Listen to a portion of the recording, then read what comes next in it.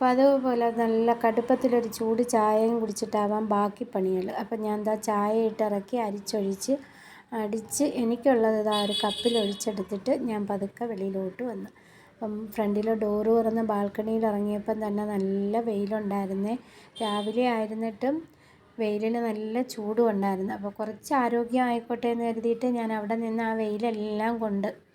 അപ്പോൾ ഈ രാവിലത്തെ വെയിൽ വൈറ്റമിൻ D3 ഉള്ളവർക്കൊക്കെ നല്ലതല്ലേ.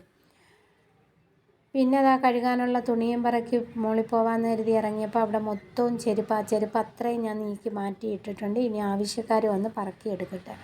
പിന്നെ അതാ മുകളിലോട്ട് വന്നേ. വാഷിംഗ് മെഷീന് 2, 3 പുതപ്പൊക്കെ ഇട്ട് പുതച്ചാണ് എടുത്തിരിക്കുന്നത്. കാരണം ഭയങ്കര പൊടിയാണ് റോഡ് സൈഡ് ആയതുകൊണ്ട്.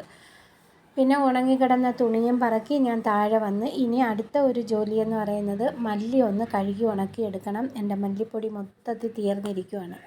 അങ്ങനെ മല്ലി ഇതാ പൊട്ടിച്ചൊരു പാത്രത്തിലോട്ടിട്ട് ഒരു 3 വെള്ളത്തിൽ കഴുകി ഊറ്റിയെടുക്കും. പിന്നെ മുളക് ഞാൻ നേരത്തെ കഴുകി ഉണക്കി വെച്ചിട്ടുണ്ടായിരുന്നു. അതും കൂടി ഇതിൻ്റെ കൂടെ ഒന്ന് ചൂടാക്കി എടുത്ത് ഇന്ന് വൈകുന്നേരം തന്നെ കൊണ്ടുപോയി അങ്ങ് ഒരു ഓട്ടോ കൂലിയിൽ പോയി പൊടിപ്പിച്ചുകൊണ്ട് വരാം.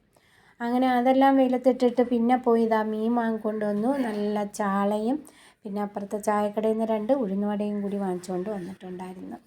പിന്നെ മീൻ ഞാൻ കൈയോടെ അങ്ങ് ഫ്രീസറിൽ വെച്ച് ഇപ്പോഴും കറി വെച്ച് നിൽക്കാൻ സമയമില്ല. പിന്നെ കുളിച്ച് വന്നപ്പോഴത്തേക്ക് നമ്മുടെ മെഷീനിലെ പണി കഴിഞ്ഞു. അങ്ങനെ തുണിയും പറക്കി പിരിത്തിട്ടു.